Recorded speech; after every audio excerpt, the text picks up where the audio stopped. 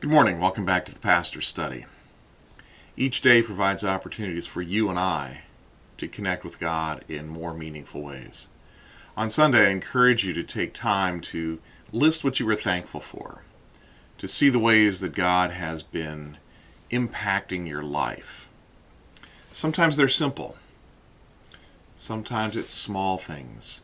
Sometimes they're big, wonderful victories. All of these come together to shape who we are as God's people. Remembering that God has been giving to us generous gifts all along helps to keep our focus and our hearts content and open.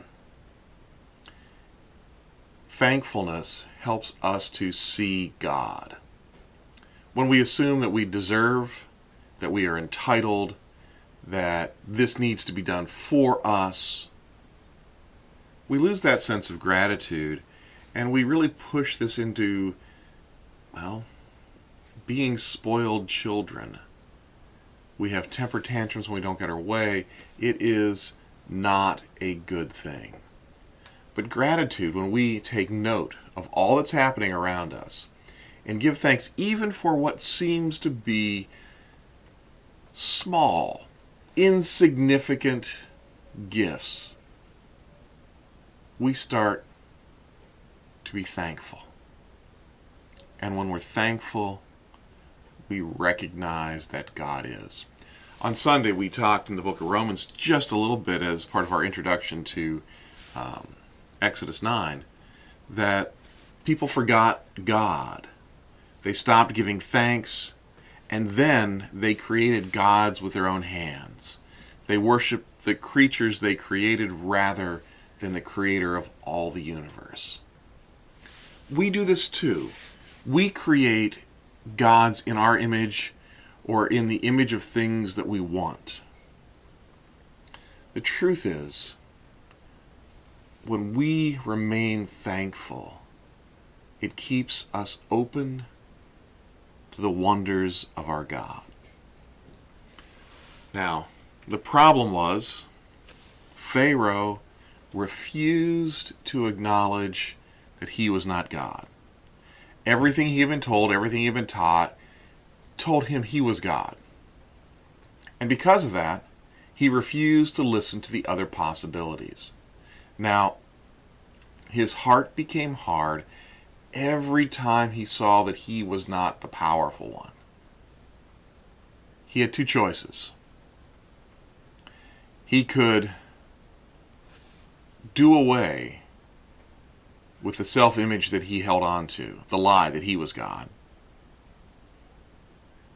Or he could turn to the true God and acknowledge that Pharaoh had no real power. Pharaoh chose to hold on to his lie, that he was God. In this, we do much of the same thing. We stop being thankful.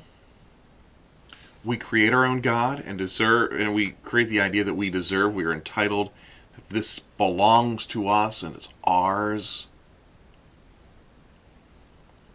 We hold on to that lie and we forget God. You see, when we become detached from the reality that we need to be thankful, then life falls apart. For Pharaoh, it took the form of plagues. And each plague reinforced his understanding that he was God. Not in a positive sense, but in a sense of retreating to his lie. What is at the core of what I want you to think about this week? It's what lies do we hold on to? What lies do we reinforce with every failure, with every problem? What is it that gives us a false identity? Just like Pharaoh. We may not say we're God, but what is it we say about ourselves that isn't true?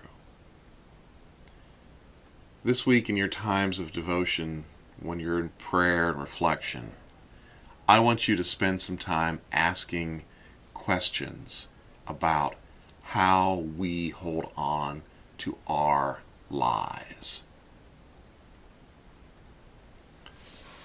Brothers and sisters, enjoy this week.